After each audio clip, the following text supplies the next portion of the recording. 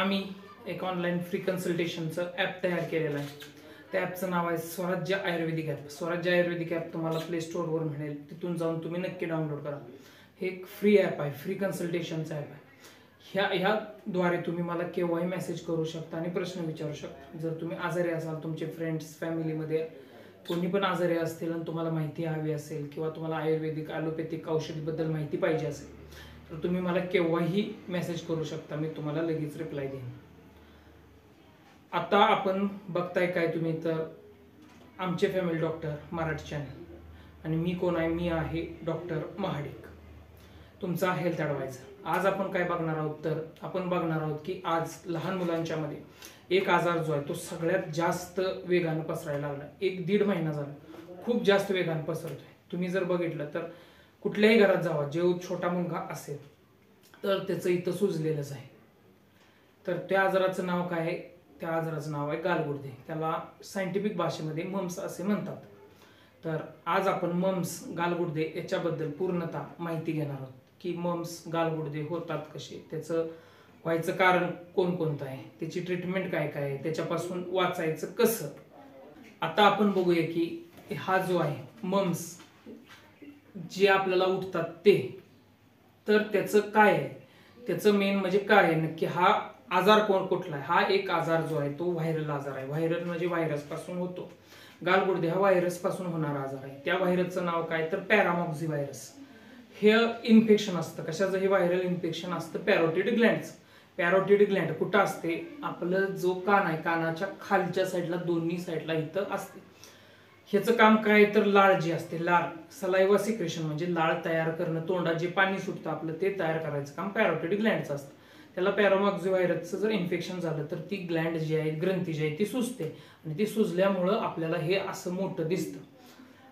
हा साधारणतः 7 दिवस राहतोच कमीत कमी. हा व्हायरल डिसीज असल्यामुळे 7 ते 15 दिवस सुद्धा राहू शकतो. काही काही कंडिशनमध्ये 20-21 दिवस सुद्धा राहू शकतो. औषध जर व्यवस्थित घेतली तर 7 दिवसामध्ये हे बरं होऊ शकतं. आता आपण याची गालगुर्द्याची मम्सची लक्षणं कोणकोणती आहेत बघूया.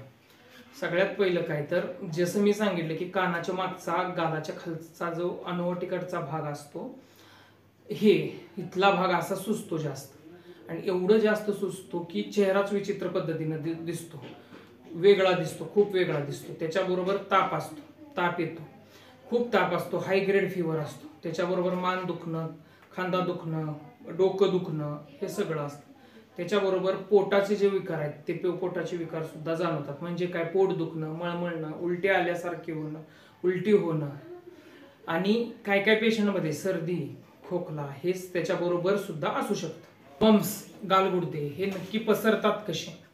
हे एक कॉन्टेजियस डिसीज आहे, म्हणजे एका व्यक्तीपासून दुसऱ्या व्यक्तीपर्यंत पसरतो.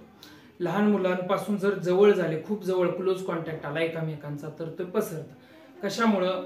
सर्दी, खोकला जे ड्रॉपलेट्स असतात त्यामधून व्हायरस होतात, आणि व्हायरस एकमेकाला पसरतो. लहान मुलं काय करतात, जवळ बसतात, एकमेकाच्या ताटातलं खातात, खेळतात, एकत्रच सगळी कामं करतात. ह्यामुळे ते पसरणं सोपं जातं. जर तुम्हाला यापासून जर वाचायचं असेल, आपल्या मुलाला वाचवायचं असेल तर काय केलं पाहिजे? जर तुमच्या मुलाला गालगुर्दे आल्या असतील तर त्याला शाळेमध्ये पाठवू नका अजिबात. त्याला सेपरेटच ठेवा, आणि घरात कोण जरी लहान मुलं असेल तरी त्याच्यापासून त्याला लांब ठेवा. शाळेतल्या शिक्षकांनी सुद्धा हे असं केलं पाहिजे की जर कुणाला सुद्धा जर हा त्रास असेल लहान मुलांना तर घरी सांगून त्याला शाळेत येऊन दिलं नाही पाहिजे. असं जर केलं तर त्याच्यामुळे जे दुसऱ्यांना होणारा त्रास आहे, दुसऱ्यांना पसरणारा हा गालगुर्द्याचा आजार आहे, तो आपण वाचवू शकतो.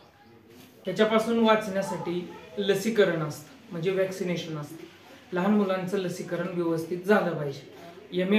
MMRचं वॅक्सिन येतं. ते वॅक्सिन कधी असतं, लस कधी दिली जाते तर 15व्या महिन्यामध्ये याचा पहिला डोस असतो, आणि 4 वर्षानंतर दुसरा डोस असतो.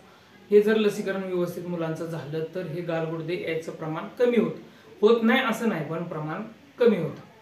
झाल्यानंतर गालगुर्दे झाल्यानंतर घरात बसू नका. काय माणसं घरात बसतात आणि घरीच उपचार करत बसतात, असं करू नका. कारण लगेच डॉक्टरांच्याकडे दाखवा. डॉक्टरांच्याकडे गेल्यानंतर त्यांनी जे औषधं दिले ते व्यवस्थित खावा.